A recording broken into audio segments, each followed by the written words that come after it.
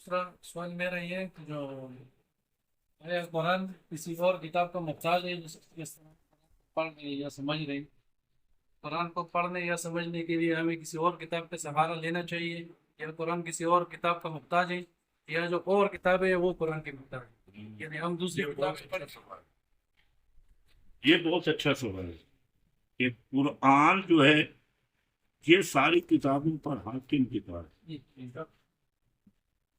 سمجھے؟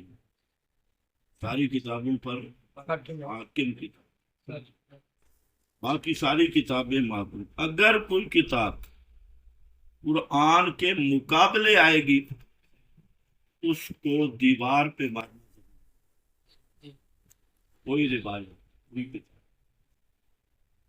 دوسرا یہ ہے کہ قرآن نے خود اپنے اس میں ذکر کیے ہیں آیات کے، ایک وہ آیات ہیں جن کو قرآن محکمات کہتے ہیں، سورہ، اور انہی کو کہا کہ ہن ام الکتاب، اصل دار و مدار اسی پہ ہے، محکمات بینات۔ محکمات بینات میں ترجمے سے مسئلہ واضح۔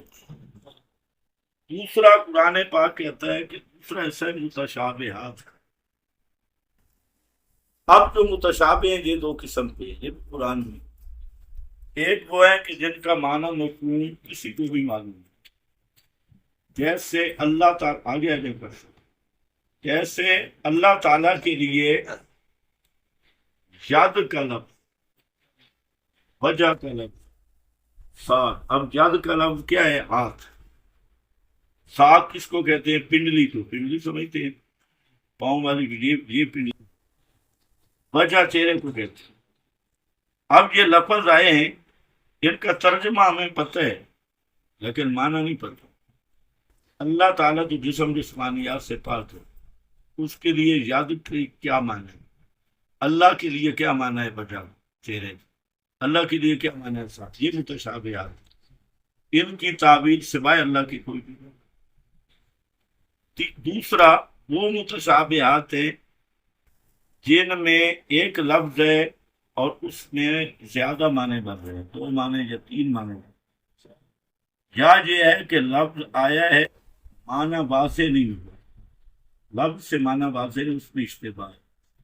تیسرا ہے کہ اجمالاً بات آئی ہے، تفصیل نہیں ہے۔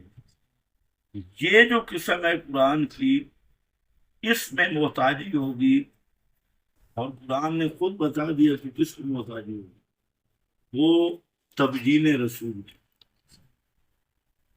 مثلا قرآن پاک کی 90% آیات کو محکمات، ترجمے سے بات سمجھ، اور جو حصہ متشابہات حقیقی کا ہے ان کا معنی تو اللہ کے سوا کوئی بھی نہیں، اور جو متشابہات حکمی ہیں وہ تین قسم جو میں نے آپ کو بتایا۔ ایک آیت کے معنی دو بنے، کون سا معنی لینا ہے؟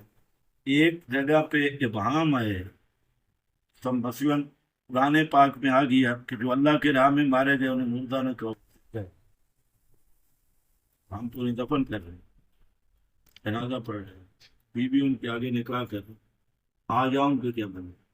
اب یہ ابہام ہے، اب محتاجی ہے کہ ہم اس ابہام کو دور کریں گے، اور وہ دور کہاں کریں گے؟ وہ بھی قرآن نے خود کہا، انزلنا الیک الذکر لتبین للناس، ہم نے آپ کی طرف قرآن نازل کیا تاکہ آپ قرآن کی تفسیر کریں۔ قرآن کے پہلے مفسر رسول اللہ صلی اللہ علیہ وسلم، اور تفسیر رسول کا نام سنت ہے اور حدیث ہے، اور سنت حدیث وہی ہے جو قرآن کا بیان بن گئی۔ اب جہاں دو قسم کے لوگ ہیں، ایک محمد شیخ جیسا چبل ہے، وہ منکر حدیث ہے، وہ حدیث کا انکار کرو۔ اس کے مقابل بدعتی لوگ ہیں، وہ جھوٹی روایات کو ایمان سمجھتے ہیں۔ لیکن اب میزان قرآن ہے، قرآن میں جہاں ابہام آیا اس کی تفسیر اور بیان مفسر وہ نبی کریم علیہ السلام کا، اور وہ حدیث اور سنت ہے۔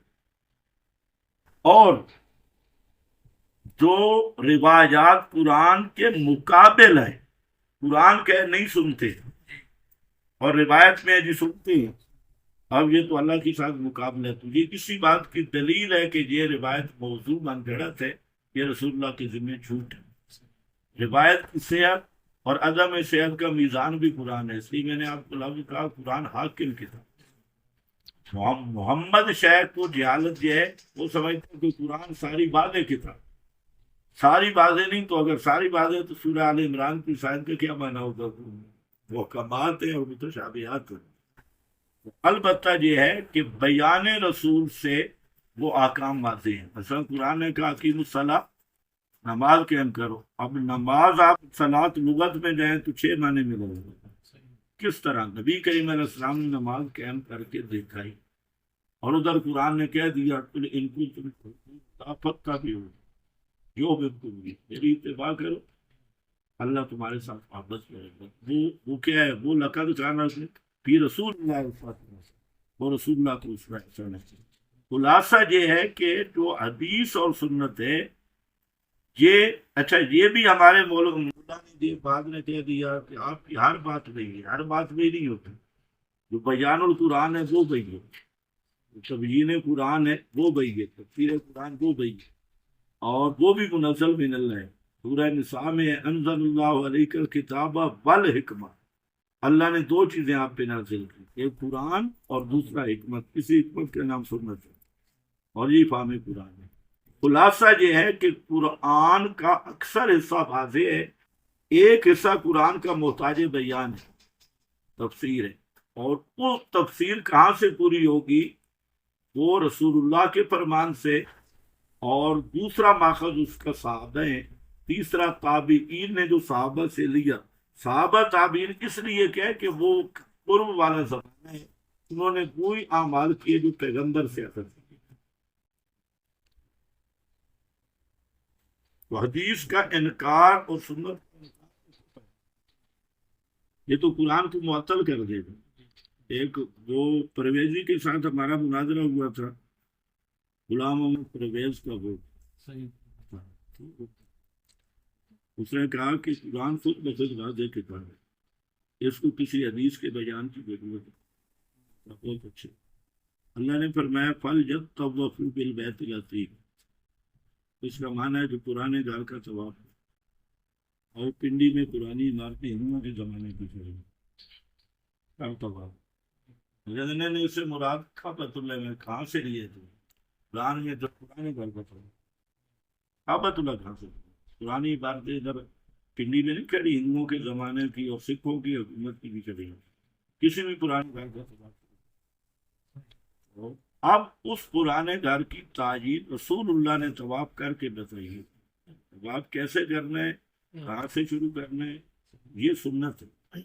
اسی طرح نماز قائم کرو، رسول اللہ نے نماز قائم کر کے دکھائی، اس ہے وہ آپ نے قرآن کی مراد۔ زکوٰۃ تو زکوٰۃ کا معنی پاک کرو، بڑھاؤ مال، زکوٰۃ کا معنی نما بڑھانا بھی ہے، پاک کرنا بھی۔ اور یہ جو جانور کو ہم ذبح کرتے ہیں اس کو بھی زکوٰۃ کہتے ہیں، اور اپنے نفس کو گناہوں سے پاک کرنا اس کا نام بھی زکوٰۃ ہے۔ قد افلح من زکاہا، اب زکوٰۃ کیا ہوگی؟ رسول اللہ نے وہ زکوٰۃ دے کر سمجھایا کہ یہ زکوٰۃ ہے۔ اس کا جو نماز کے طریقے ہیں، نماز جو ابراہیم علیہ